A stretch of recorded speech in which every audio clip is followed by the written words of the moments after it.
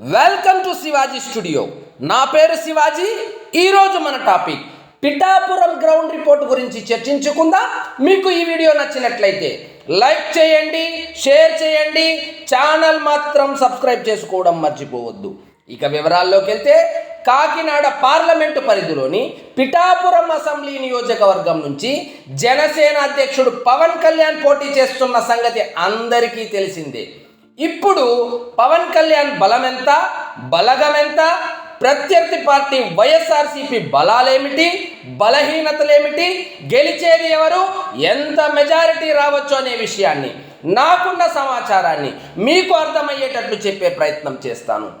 ఒక్క మాటలో చెప్పాలి అంటే, ఈసారి పిఠాపురంలో పవన్ అభిమాన బలానికి, జగన్ అధికార అంగ అర్ధ బలానికి దత్తాత్రేయుడు సాక్షిగా ఇక్కడ మహా సంగ్రామం జరగబోతుంది. టెక్నికల్గా పవన్ కళ్యాణ్ వంగ గీతతో పోటీ పడుతున్నప్పటికీ ప్రాక్టికల్గా ఇక్కడ పోటీ జరిగేది మాత్రం పవన్ వర్సెస్ జగన్ అని గ్రౌండ్ లెవెల్లో చర్చించుకుంటున్నారు.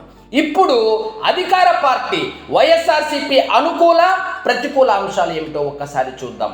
అనుకూల అంశాల విషయానికి వస్తే, బలమైన అభ్యర్థి కావడం, వంగ గీత కాకుండా ఇంక ఎవరు పోటీ చేసి ఉన్నా నేను ఈ వీడియో చేయవలసిన అవసరం ఉండేది కాదు, వైఎస్ఆర్సీపీకి డిపాజిట్ కూడా దక్కేది కాదు. కానీ వంగ గీత బలమైన కాపు సామాజిక వర్గం నుంచి వచ్చిన మహిళ కావడము, ఆల్రెడీ ఇక్కడ ప్రజారాజ్యం నుంచి పోటీ చేసి ఎమ్మెల్యేగా గెలిచి ఉండడము, ప్రస్తుతం కాకినాడ ఎంపీగా ఉండడంతో అనుకూల అంశాలు లేకపోయినా చెప్పుకోదగ్గ ప్రతికూల అంశాలు కూడా లేకపోవడం చేత బలమైన అభ్యర్థిగా కనబడుతుంది. ఆమె సుదీర్ఘ రాజకీయ అనుభవము, నియోజకవర్గం స్థాయిలో ఉన్న పరిచయాలు, బంధుత్వము, లోకల్ కాకపోయినా ఈ మధ్య అక్కడే నివాసం ఉండడంతో లోకల్ కార్డ్ ప్రధాన అనుకూల అంశంగా చెప్పుకోవచ్చు. పవన్ కళ్యాణ్ కాకుండా ఇంకెవరు ఇక్కడి నుంచి కూటమి తరపున పోటీ చేసి ఉన్నా వంగ గీత చాలా టఫ్ ఫైట్ అయితే ఇచ్చి ఉండేది. ఇది కాకుండా మరో అనుకూల అంశం అధికారం చేతిలో ఉండడం. వైఎస్ఆర్సీపీకి అధికారం చేతిలో ఉండడంతో స్థానిక నాయకులు చేజారిపోకుండా గట్టిగా పట్టుకొని మెడపట్టి బలవంతంగా పని చేయించుకుంటున్నారు.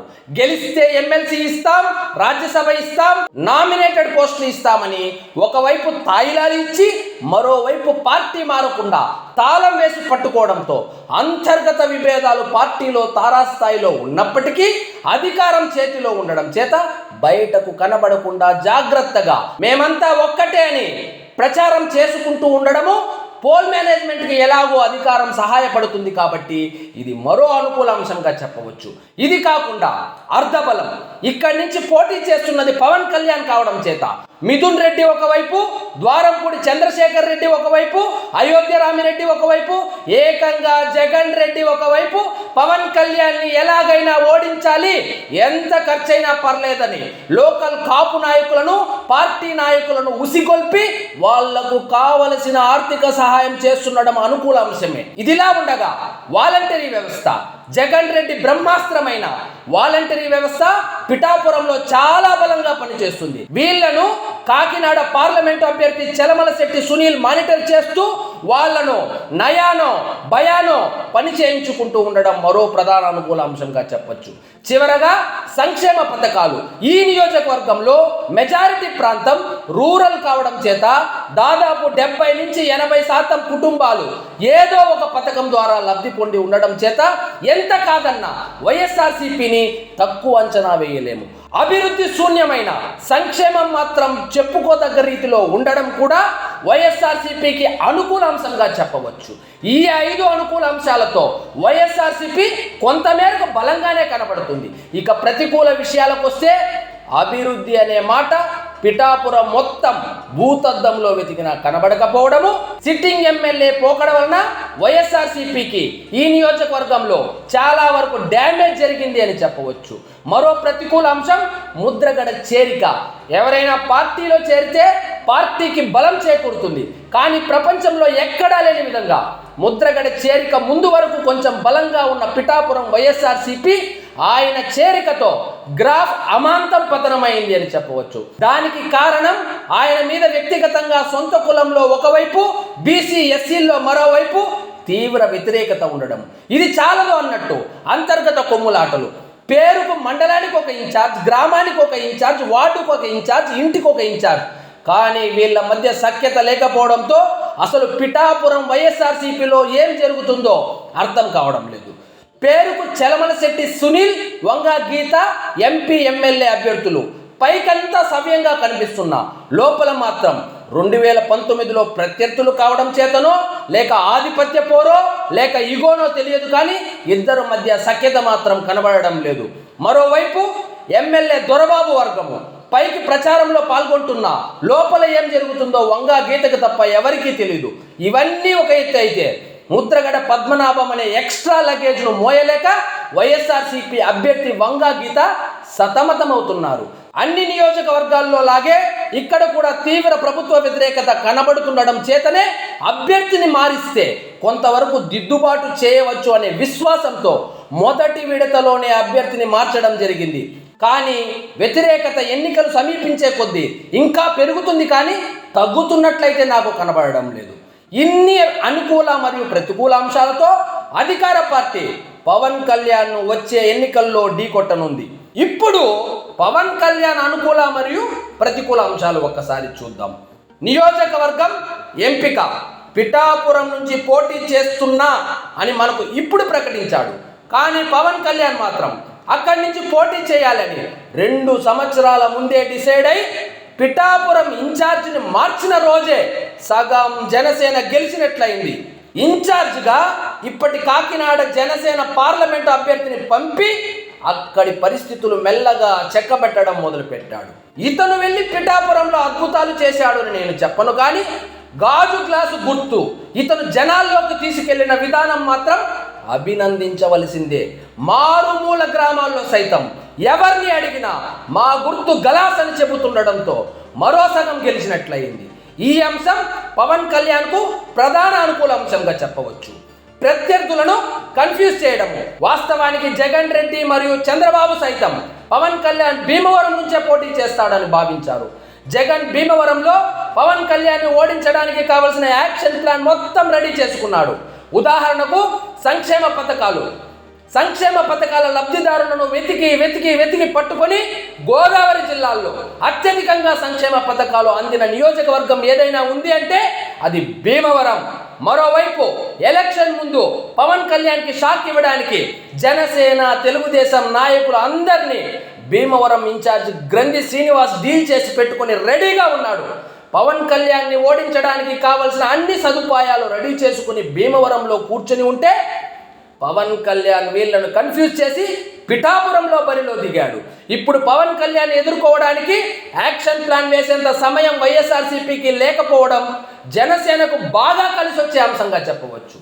బలమైన సొంత సామాజిక వర్గం పిఠాపురం నియోజకవర్గంలో దాదాపు 33% కాపుల ఓటింగ్, అంటే దాదాపు 82,000 ఓటింగ్ ఉండడం, వాళ్ళలో మెజారిటీ పవన్ కళ్యాణ్ ఈసారి ఎలాగైనా గెలిపించాలనే కసి ఉండడం జనసేనకు బాగా కలిసి వచ్చింది అని చెప్పవచ్చు. వాస్తవానికి పవన్ కళ్యాణ్ ఓటింగ్ పిఠాపురంలో మొదలయ్యేది 50,001 నుండి అంటే అతిశయోక్తి కానే కాదు. ఓడిపోయాడు అనే సింపతి, 2 చోట్ల ఓడిపోయాడు అనే సింపతి జనాల్లో స్పష్టంగా కనబడుతుంది. ఎందుకు పనికిరాని దద్దమ్మలు కూడా తిమ్మిని బొమ్మిని చేసి గెలిచారు. పవన్ కళ్యాణ్ని గెలిపించి ఉంటే ప్రజల గొంతు ఇంకొంచెం గట్టిగా వినిపించి ఉండేవాడు అనే సింపతి ముఖ్యంగా న్యూట్రల్ ఓటర్లలో ఉండడం కూడా చెప్పుకోదగ్గ అంశంగా చెప్పుకోవచ్చు. ఇవన్నీ ఒక ఎత్తి అయితే పిఠాపురం వర్మ పొత్తులో భాగంగా ఈ సీటు పవన్ కళ్యాణ్ ప్రకటించినప్పుడు పిఠాపురం టీడీపీ ఇన్ఛార్జ్ వర్మ ఇంకా ఇండిపెండెంట్గా వేస్తాడు. త్రికోణ పోటీ ఉంటుంది. త్రికోణ పోటీలో పవన్ కళ్యాణ్ని టార్గెట్ చేయడం సులభమని వైఎస్ఆర్సీపీ అనుకున్నది.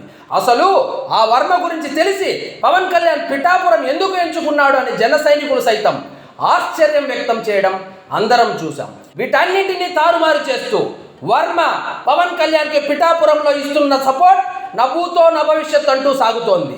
చంద్రబాబు ఎమ్మెల్సీ ఇస్తానన్నాడో, మంత్రి ఇస్తా అన్నాడో, లేదా ఇంకేమైనా మంత్రం వేశాడో తెలియదు. కానీ వర్మ పవన్ కళ్యాణ్కు మనస వాచ కర్మన అధికార పార్టీ ప్రలోభాలకు లొంగకుండా పవన్ కళ్యాణ్ వెనుక గట్టిగా నిలబడడం, పవన్ కళ్యాణ్ కూడా వర్మకు పెద్దపీట వేయడం అందరినీ ఆశ్చర్యపరుస్తుంది. ఈ అంశం పోల్ మేనేజ్మెంట్కు బ్రహ్మాస్త్రంగా పనిచేయబోతుంది.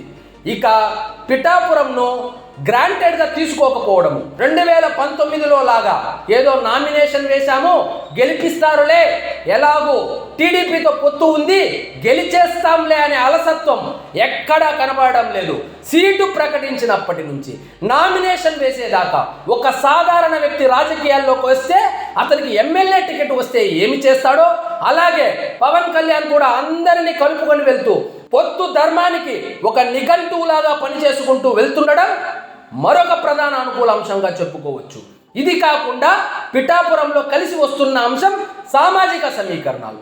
పవన్ కళ్యాణ్ను కక్షగట్టి ఓడించాలి అనుకునే కులాలకు ఈ నియోజకవర్గంలో నామమాత్ర ఓటింగ్ ఉండడంతో పవన్ కళ్యాణ్ ఇప్పుడే కాదు ఎప్పుడు ఇక్కడి నుంచి పోటీ చేసినా పిఠాపురంలో ఇతన్ని ఓడించాలి అంటే అంత ఆషామాషి విషయం అయితే కానే కాదు.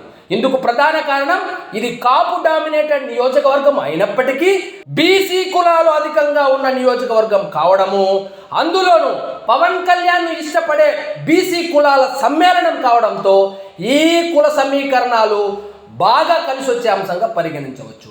మరో ప్రధాన అంశం నమ్మకం.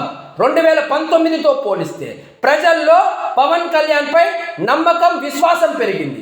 ఓడిపోయినా చాలా గట్టిగా నిలబడ్డాడు, చాలా ధైర్యంగా జగన్ రెడ్డిని తట్టుకొని నిలబడ్డాడు అనే నమ్మకం ప్రజల్లో పెరగడం ఒక ఎత్తు అయితే, సొంత సామాజిక వర్గమైన కాపుల్లో Pawan Kalyan political image double అయింది అని చెప్పవచ్చు.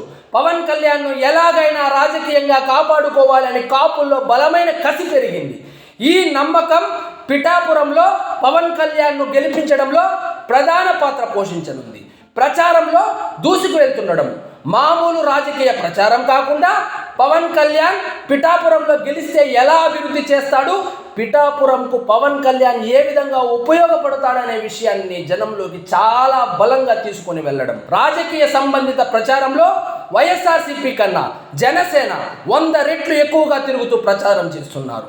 ఒకవైపు జన సైనికులు, మరోవైపు చిత్ర పరిశ్రమ ప్రముఖులు, ఒకవైపు పవన్ కళ్యాణ్ కుటుంబ సభ్యులు, ఇంకోవైపు పిఠాపురం తెలుగుదేశం తరపున వర్మ ప్రచారంతో హోరెత్తిస్తున్నారు. పవన్ కళ్యాణ్ 1,00,000 మెజారిటీతో గెలుస్తాడు అనే వేవ్ ఏర్పడడం కూడా ప్రధాన అనుకూల అంశంగా చెప్పవచ్చు.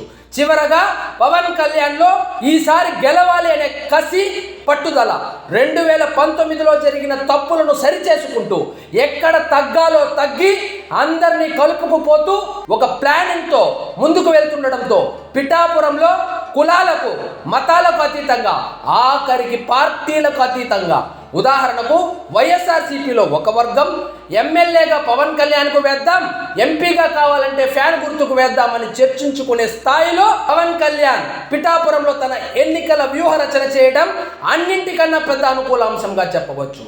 అన్ని అనుకూల అంశాలే ఉన్నా ఏకైక ప్రతికూల అంశం మనీ పాలిటిక్స్. దీన్ని పవన్ కళ్యాణ్ కూటమి ఎలా ఎదుర్కొంటుందో చూడాలి. మరి 116 అయినా, ఒట్టి 16 అయినా పిఠాపురంలో గెలిచేది పవన్ కళ్యాణే. ఓట్ల కౌంటింగ్ 50,001 నుంచి మొదలై మెజారిటీ 34,567 నుంచి మొదలవుతుంది. ఇది ఎక్కడ ఆగుతుందో చూడాలి అంటే వేచి చూడాల్సిందే. ఇదండి ఈరోజు మన టాపిక్. మరిన్ని ఇంట్రెస్టింగ్ టాపిక్స్తో మళ్ళీ కలుద్దాం. మీకు ఈ వీడియో నచ్చినట్లయితే లైక్ చేయండి, షేర్ చేయండి, ఛానల్ మాత్రం సబ్స్క్రైబ్ చేసుకోవడం మర్చిపోవద్దు. జై హింద్.